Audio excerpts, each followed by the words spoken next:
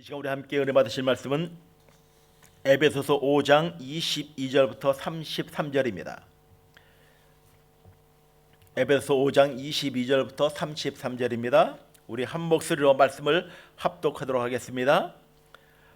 아내들이여 자기 남편에게 복종하기를 주께 하듯 하라. 이는 남편이 아내의 머리됨이 그리스도께서 교회의 머리됨과 같으니 그가 바로 몸의 구주시니라. 그러므로 교회가 그리스도에게 하듯 아내들도 범사에 자기 남편에게 복종할지니라. 남편들아 아내 사랑하기를 그리스도께서 교회를 사랑하시고 그 교회를 위하여 자신을 주심같이 하라. 이는 곧 물로 씻어 말씀으로 깨끗하게 하사 거룩하게 하시고 자기 앞에 영광스러운 교회로 세우사 티나 주름이 잡힌 것이나 이런 것들이 없이 거룩하고 흠이 없게 하려 하심이라. 이와 같이 남편들도 자기 아내 사랑하기를 자기 자신같이 할지니 자기 아내를 사랑하는 자는 자기를 사랑하는 것이라. 누구든지 언제나 자기 육체를 미워하지 않고 오직 양육하여 보호하기를 그리스도께서 교회에게 함과 같이 하나니 우리는 그 몸의 지체임이니라. 그러므로 사람이 부모를 떠나 그의 아내와 합하여 그 둘이 한 육체가 될지니 이 비밀이 크도다. 나는 그리스도와 교회에 대하여 말하노라. 그러나 너희도 각각 자기 아내 사랑하기를 자신같이 하고 아내도 자기 남편을 존경하라. 아멘.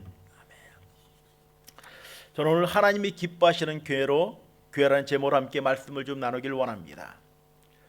며칠 전에 한국에서 30년 전에 가르쳤던 제자에게 전화가 왔어요. 목사님은 영상으로 설교 안 하십니까? 라고 하는 그 전화의 내용을 주었습니다. 그래서 나는 영상으로 설교를 안 한다고요. 사실 영상으로 이 새벽에 월요일이랑 수요일마다 영상으로 설교를 하고 있지만 너무 부끄럽더라고요. 제가 설교한다는 것. 그리고 젊었을 때는 정말 자신 있게 설교를 했던 것 같아요. 담대하게 거침없이 설교했던 것 같아요. 근데 30년, 37년에 이제 목회를 하다 보니까 설교를 하는 것이 두려울 때가 있어요.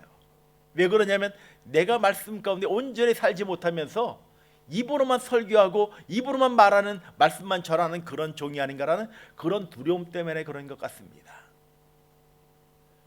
말과 나의 삶이 일치된 삶으로 말씀을 전해야 되는데 세상적인 말로 입만 떠버리는, 입으로만 사랑하고 입으로만 사랑하고 섬기고 우리 헌신하자라고 이야기하는 그런 종이 아닌가라는 그런 두려움 때문에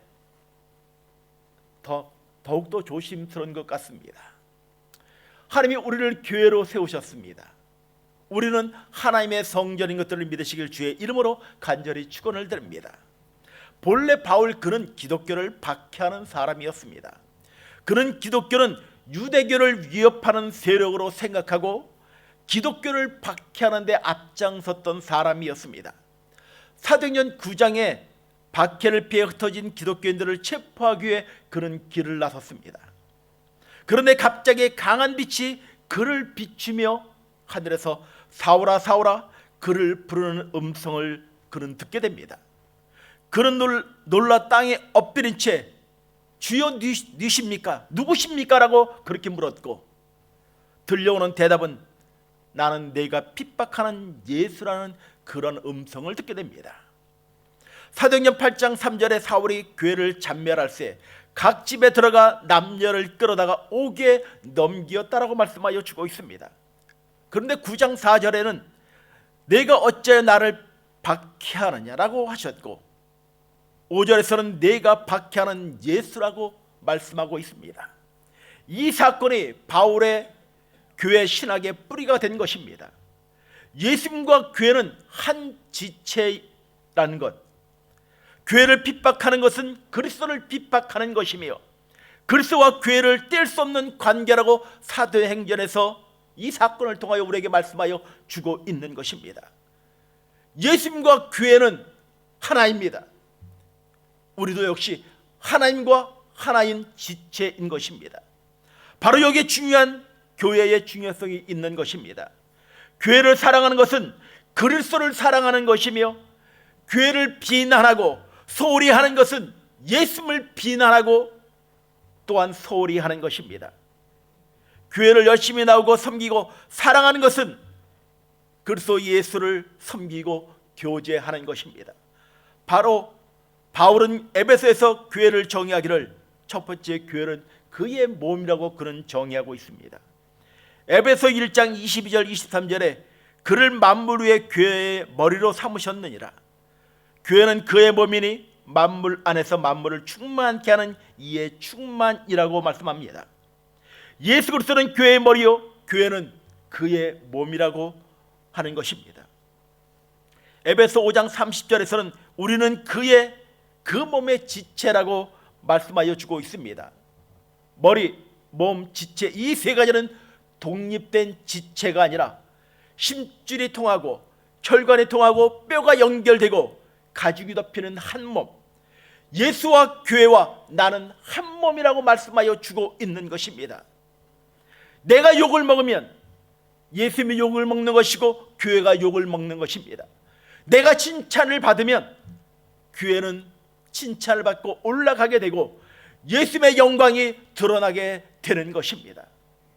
그런데 마치 자기 자신은 교회와는 아무 상관없는 사람처럼 교회를 비판하고 약점을 드러내는 것은 교회를 모르는 행동인 것입니다. 손가락에 작은 가시가 박히면 온몸이 아프고 빼내기 전까지는 온몸이 쑤시고 또한 피곤할 때 발을 씻으면 온몸에 피로가 풀리는 것처럼 개운해지는 이유는 한 몸이기 때문에, 우리는 유기체이기 때문에 그런 것입니다. 두 번째, 교회는 함께 지어져가는 공동체라고 말씀합니다. 에베소 2장 21절에 보면 그의 안에서 건물마다 서로 연결하여 주 안에서 성전이 되어 가고라고 했습니다.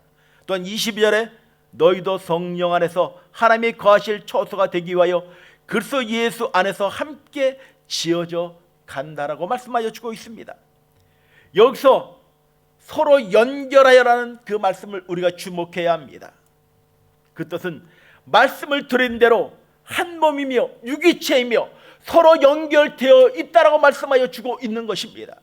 우리는 각자이지만 각자가 아니라 우리는 하나라고 말씀하여 주고 있는 것입니다. 우리 지체가 아프면 내가 아픈 것입니다.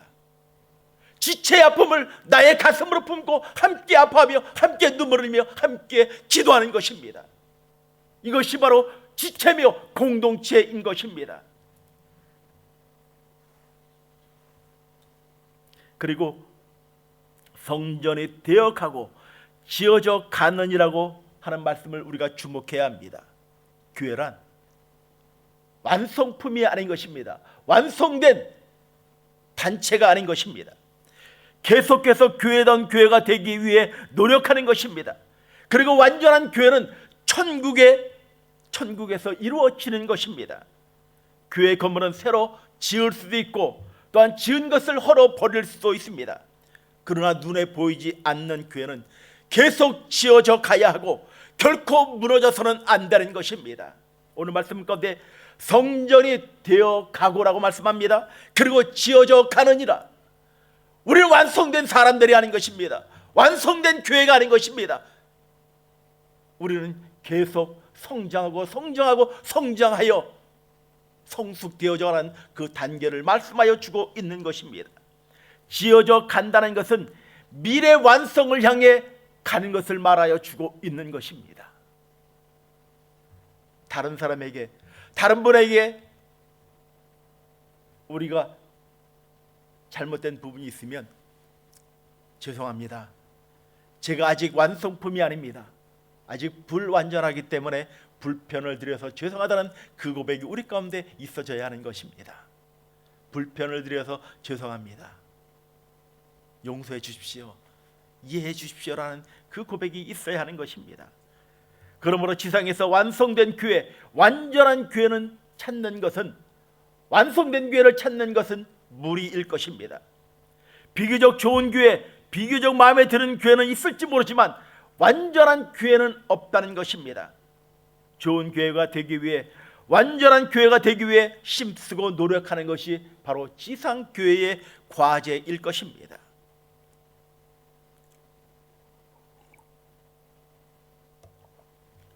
미국으로 이민 간 지 20년 된 사람이 있었습니다. 그 사람이 한국을 떠나기 전에 800명이 모이는 교회에서 교회를 다녔는데 교회 안에 문제가 생기면서 싸움이 벌어지기 시작하였습니다. 신앙적으로 큰 상처를 받아 그가 생각한 것은 이제는 완전한 교회를 내가 찾아서 신앙 생활을 하겠다라고 그는 다짐을 합니다. 그러다가 미국으로 이민을 가게 됐고 뉴욕에 자리를 잡게 되었습니다. 그는 교회를 찾기 시작했습니다. 그리고 제일 좋은 교회라고 하는 모 교회를 등록을 했습니다. 그런데 1년이 지난 어느 날 더 좋은 교회가 있다는 그 소식을 그는 듣게 됩니다. 그는 지금 다니는 교회보다 더 좋을 거라고 생각하고 그 교회를 방문하였습니다. 그런데 지금 다니는 교회보다 설교가 좋고 성가가 돼도 찬양을 잘하고 성경 공부도 다양했습니다. 그래서 더 좋은 교회로 옮겼습니다. 그런 지 7개월쯤 지난 어느 날 더 좋은 교회가 있다는 소문을 또 듣게 됩니다. 슬며시 찾아가 보았습니다. 다니는 교회보다 모든 것이 더 좋아 보였습니다. 그래서 당연히 옮겼습니다. 1년 반쯤 된 어느 날 뉴저지에 더 좋은 교회가 있다는 소문을 듣고 그는 또 찾기 시작하였습니다. 그리고 찾아갔습니다. 정말 좋았습니다. 그러니 옮기지 않을 이유가 없는 것입니다. 그리고 옮겼습니다. 그는 20년 동안 18교회를 옮겼다는 것입니다. 어느 날 정말 좋은 교회가 있다는 소문을 또 듣게 됩니다. 그래서 어느 교회인가 알아봤더니 20년 전 재미없다고 한 그 교회가 바로 더 좋은 교회라고 하는 소문이 나기 시작했던 것입니다. 내가 좋은 교인이 되면 교회는 절로 좋은 교회가 되는 것입니다. 내가 못된 짓만 골라 하면 저절로 그 교회는 못된 교회가 되는 것입니다. 이유는 내가 교회의 손가락이고 발가락이고 내가 지체이기 때문에 그런 것입니다. 내가 하나님의 뜻에 말씀에 합당한 삶을 살아갈 때 그 교회는 바로 좋은 교회고 좋은 소문이 나는 교회일 것입니다. 세 번째, 교회는 영광스러운 곳입니다. 에베소 5장 27절에 자기 앞에 영광스러운 기회로 세우사 티나 주름 잡힌 것이나 이런 것들이 없이 거룩하고 흠이 없게 하려 하심이라 말씀하십니다. 운동선수의 마지막 영광은 승리의 순간입니다. 그리고 목에 금메달을 거는 순간이 최고의 영광일 것입니다. 교회의 영광도 마지막 승리의 날이 오게 되는 것입니다. 초대교회는 로마의 무참한 박해를 그들은 받고 견디었습니다. 중세교회는 천주교로부터 피로 얼룩진 박해를 받았습니다. 한국교회는 일본 식민지와 공산주의자들에게 박해를 받았습니다. 그러나 그 박해 속에서도 교회는 없어지지 않았습니다. 교회의 영광을 바치고 교회를 섬겨야 하는 것입니다. 내가 주의 이름을 높이고 영광스럽게 해드릴 때 나도 영광을 받게 되는 것입니다. 어느 한 사람이 사업을 시작하고 직장 생활을 할 때 경제적인 어려움으로 인하여서 마음의 여유가 없던 시절이 있었습니다. 어느 정도 자리를 잡게 되고 사업이 성공하고 많은 돈을 벌게 되었습니다. 그런데 어려운 시절 때에는 그 감사를 몰랐지만 그리고 재정을 넉넉히 벌매도 불구하고 하나님께 감사하다는 그 고백을 드리지 못하는 그 사람들, 건강해지고 행복이 넘치는 삶을 살면서도 감사의 고백 한번 드리지 못하는 사람이 있다는 것입니다. 실제 지구촌 교회에서 담임하시는 이동원 목사님의 실제 일화입니다. 미국 워싱턴에서 목회할 때 한 집사님이 그 목사님께 방문하였습니다. 그리고 목사님, 제가 사업을 하려고 하는데 사업에 성공해서 온전하게 11조를 드릴 수 있도록 저를 위해서 좀 기도해 주십시오라고 그렇게 기도 요청을 합니다. 이동원 목사님이 그 집사님 위해서 기도를 했습니다. 그리고 몇 달 후에 그 사업이 성공하면서 너무 잘 되다 보니 11조를 드리는 금액이 너무 커진 거예요. 이 집사님이 고민과 갈등이 생기기 시작합니다. 그리고 이동원 목사님께 다시 찾아왔습니다. 목사님, 11조를 드리는 것이 좀 부담이 됩니다. 갈등이 됩니다라고 그렇게 이동원 목사님께 말씀을 드리는 거예요. 이동원 목사님이 좀 짓궂은 면이 없지 않아 있습니다. 이동원 목사님이 이렇게 이야기하는 것입니다. 집사님 그러십니까? 그러면 제가 옛날처럼 그렇게 11조 드릴 수 있도록 제가 기도해 드리겠습니다라고 그렇게 이야기 드렸습니다. 그랬더니 그 집사님이 그냥 목사님 계속 기도해 주세요 하고 돌아갔다는 이야기를 합니다. 우리에게 주신 것 감사입니다. 건강이요, 작은 11조 10불 100불을 드릴 수 있는 것, 그것은 감사인 것입니다. 절망과 고통의 깊은 어려움 속에서도 하나님께 감사하고 영광을 돌리는 사람들이 있다는 것입니다. 하나님은 이런 사람을 지키시고 붙들어 주십니다. 그리고 말씀하십니다. 내가 나를 높였으니 내가 너를 높이리라. 내가 나를 사랑하였으니 내가 너를 사랑하리라. 내가 나를 전하였으니 내가 너를 증거하리라 말씀하십니다. 내가 나를 떠나지 아니하였으니 나도 너를 결코 언제 어디서나 떠나지 않겠다라고 우리에게 말씀하여 주고 있는 것입니다. 마지막 네 번째, 교회를 보호하신다라고 했습니다. 5장 29절에 보면 오직 양육하여 보호하기를 그리스도께서 교회에게 함과 같으니라 했습니다. 양육하여 보호한다, 키우고 지키고 보호하신다라고 말씀하고 있는 것입니다. 주님이 친히 교회를 양육하고 보호하시되 마치 부모가 자녀를 키우듯 자기가 자기 자신을 돌보고 지키듯 하는 것을 말하여 주고 있는 것입니다. 오래전, 아니 10년 전에 일본이나 전 세계를 그리고 한반도를 위기가 올 것이라는 보도가 나온 적이 있습니다. 이 사건은 재미 깊고 정신없는 한 여자, 홍혜선이라는 여자가 2014년 12월에 한국에 전쟁이 일어날 것이라고 거짓 예언을 하고 국민을 불안하게 만든 적이 있었습니다. 예언을 한다고 한국에서 집회를 하며 5개월 동안에 전쟁이 날 것이다 하는 그 거짓 예언을 하면서 많은 사람에게 불안과 어려움을 갖게 하였습니다. 그 예언을 믿은 한 김 목사님이라는 그 목사분은 교인 20명과 함께 캄보디아로 피난을 간 적도 있습니다. 한반도의 위기는 종전 이후 끊이지 않고 늘 위기가 있습니다. 그런데도 오늘에 이르기까지 전쟁이 일어나지 않은 것은 하나님의 은혜입니다. 하나님이 이 나라와 민족을 지켜주셨기 때문인 것입니다. 하나님은 지키시는 하나님이신 것입니다. 교회를 지키시고 가정을 지키시고 내 영혼을 지켜주시는 것입니다. 그리고 나라도, 나의 사업도, 나의 사랑하는 자녀도 하나님이 지켜주시는 것입니다. 시편 121편 7절 8절 말씀을 나누며 오늘 말씀을 마치길 원합니다. 야훼께서 너를 지켜 모든 환난을 면케하시며 또 내 영혼을 지키시리로다. 야훼께서 너희 출입을 지금부터 영원까지 지키시리로다. 아멘. 오늘도 나를 지키시며 나를 보호하시며 나의 삶 가운데 역사하시는 그 하나님을 바라보시길 바랍니다. 나는 하나님과 떨어진 객체가 아니라 나는 지체인 것입니다. 내가 하나님의 마음을 갖고 그 사랑을 실천하면 교회도 하나님도 영광을 받게 되는 것입니다. 요즘 교회들의 천덕꾸러기가 되었다고 하는 그 이야기를 들려옵니다. 왜요? 믿는 하나님의 사람들이, 목회자들이 하나님의 말씀과 떨어진 삶을 살고 있고 말씀에 약속하신 그 말씀대로 사랑하며 실천하며 헌신하지 못하는 그 모습이 있기에 더욱더 이런 것이 아닌가 생각해 봅니다. 사랑하는 성도 여러분, 나는 교회입니다. 우리 CDE 순복음교회 대표입니다. 사랑합시다. 섬깁시다. 그리고 그 사랑으로 품는 하나님의 사람들이 되길 주의 이름으로 간절히 축원을 드립니다. 기도하시겠습니다.